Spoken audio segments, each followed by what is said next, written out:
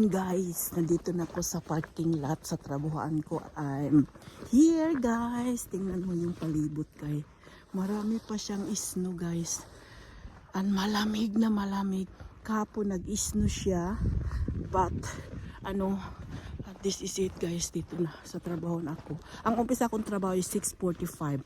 Mayroon pa akong 2 minutes to go. So work time muna tayo guys. Ito yung mga palibot natin guys. At malamig, maganda pag maano ka early ka magtrabaho dahil maano yung trabaho din mo. Yung early din ang patapos. Umpisa ng alas 6:45, matapos ng alas 2:15. So ito yung palibot guys. It's so nice and beautiful. Tingnan mo guys. So trabaho muna tayo.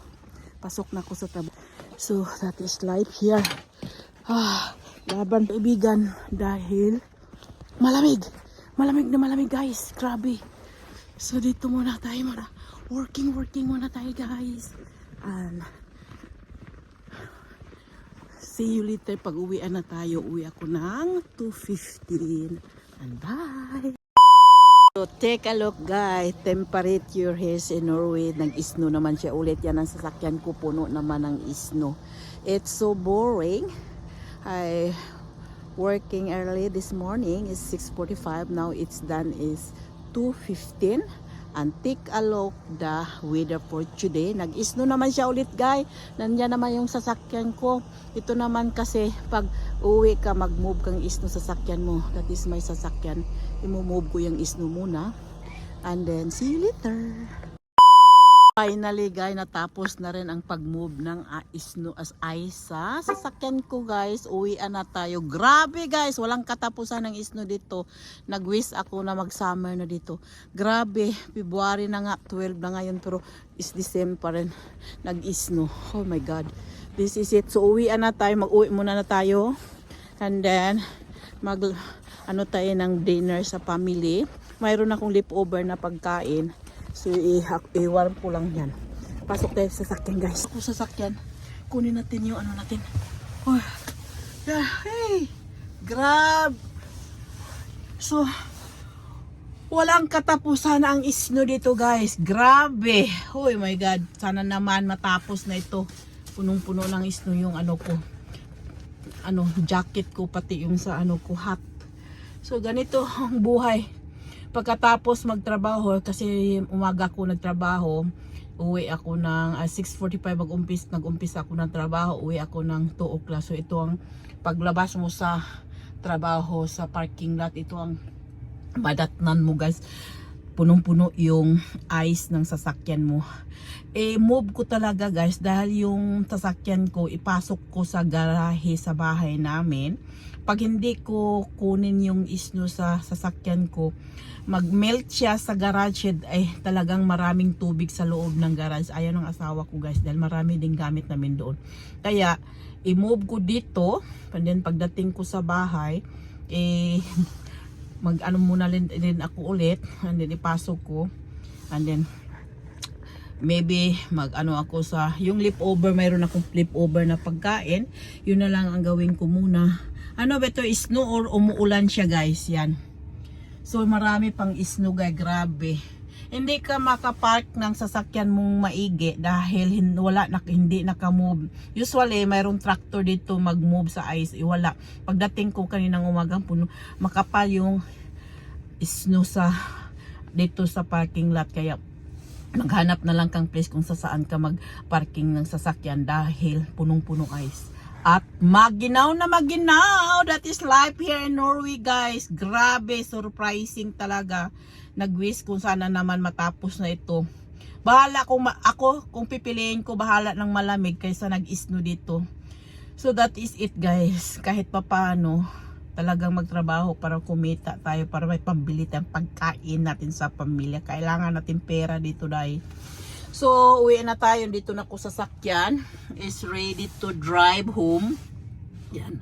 Dahil, ito na guys yung sasakyan ko. At ready to going back home. And then, pahinga kaunti sa bahay. And then pag data, no, i-warm ko lang yung iba. And bye. So, wakas guys, I'm home. So nag-drive lang akong careful guys. Hindi ko nag-ano yung 100 yung 60 km ang ginagamit ko, 40 lang pag-drive ko dahil madulas yung daan. Napakadulas ang ano pa, nag-ayos pa siya. So dito na ako sa bahay guys. Pinarking ko na yung sasakyan ko. Ito yung palibot namin. Dito yung asawa parking ko dito na guys, nakaparking na yung sasakyan ko. So akyat na ako sa taas para magluto na tayo guys. Bye. So, maglaba naman tayo ulit ng bedsheet guys sa washing machine kasi ganito ako pag early ako umuwi sa bahay. Ang gawin ko, maglaba ko para pag katapos tayo ng gumawa ng dinner, matapos rin ang pag-washing natin, diba?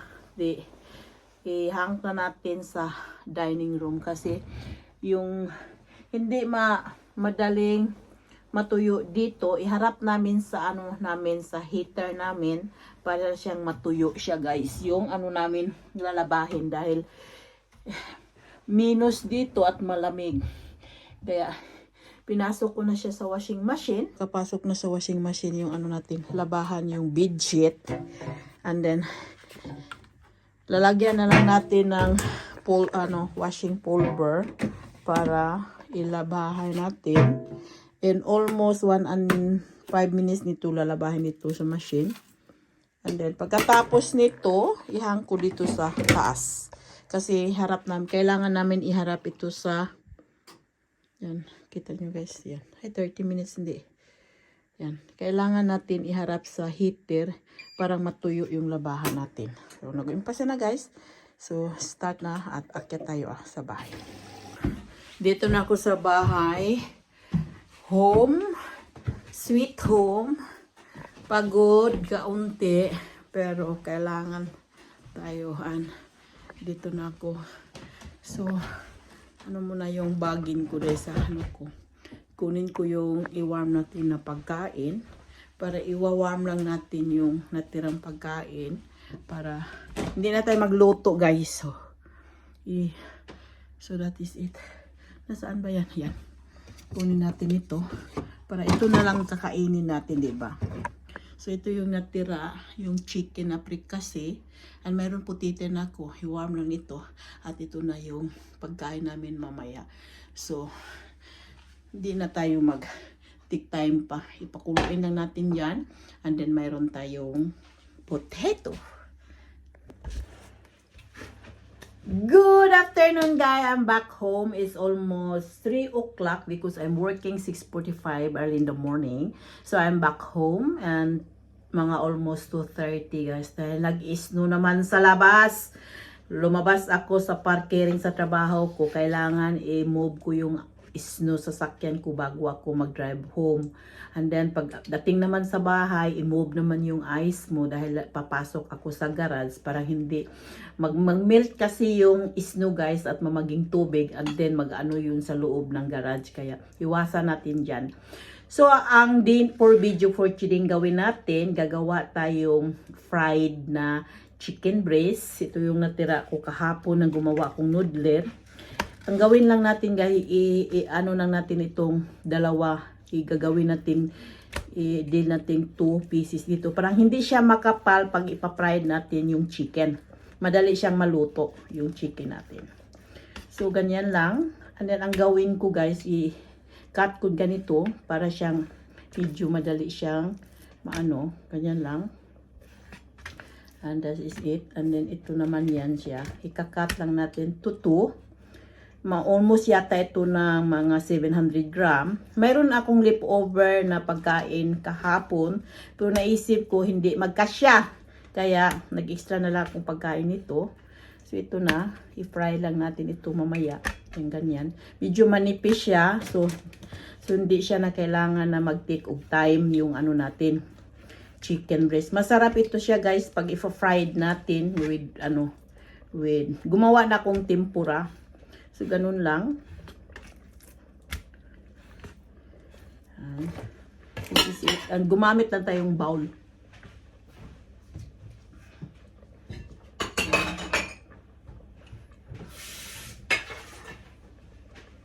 mayroon tayong glass bowl. Lagay lang natin sa glass bowl dito yung ano natin. Tingnan natin yung kamay ko. Ito ang ginamit ko. Yan. Bakit gumamit lang yung isa? Kasi ang ibig sabihin, iso lang ito ang gamitin ko kung ginamit yung dalawa. So, ito na yan, guys. So, ito nakalagay na yan. Mayroon na akong ingredient dito. Salt and pepper powder, bell pepper powder, onion powder, and ginger powder. Ihalo lang mo dito, guys. And lagyan natin isang itlog. Yan. And lagyan natin ng kaunting milk kasi i-fried natin ito. Yan. Yan. Milk kaunti. And lagyan natin kaunting flour.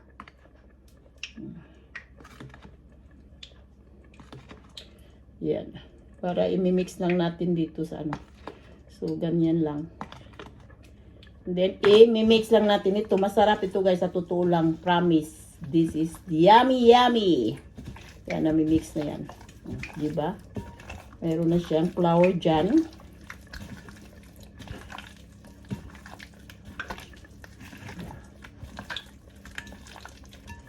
So, namimix na natin yung lahat ingredient nito. Kumplito na siya, guys. So, hindi ta mag-isip yan. And then, ito na isit aside natin. Mayroon tayong tempura. Ganun pa rin, flour and cornstarch. Then, may lagyan ko ng salt and pepper, bell pepper powder. Kumplito na ito siya, guys. So, ang next step, fried. So, mayroon akong kawali na mainit. Ipa-fried na natin yung chicken. So, i-dip lang natin sa tempura, yung chicken. And then, in it, medium temperature para hindi masunog. Maluto yung sa ibabaw, sunog, pero sa ilalim hindi luto. Pero manipis naman lang ito, guys. Madali lang ito maluto. Diba? Yan. Nahalo na siya. Gawin lang natin ganyan. Diba? I-deep fry lang natin dito. Madali lang ito. Kumplito na ito sa So, ito na, guys. Baliktarin na natin pina-fried natin na chicken breast. Yan. So, napansin nyo, guys. That is yummy. So, medium temperature lang para hindi siya masunog. O, diba? Crunchy na crunchy yung fried natin.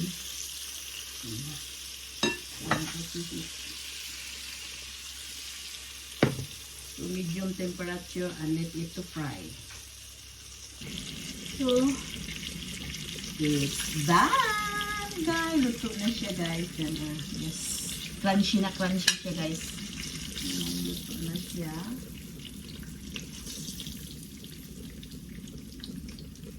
So, tuloy-tuloy ko lang ang paggawa nito.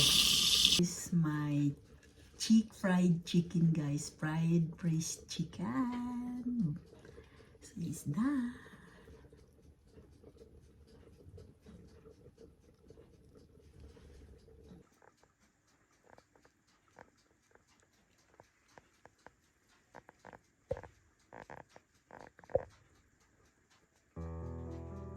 This is done, guys. Naluto na yung rice natin sa rice cooker. It's ready to eat.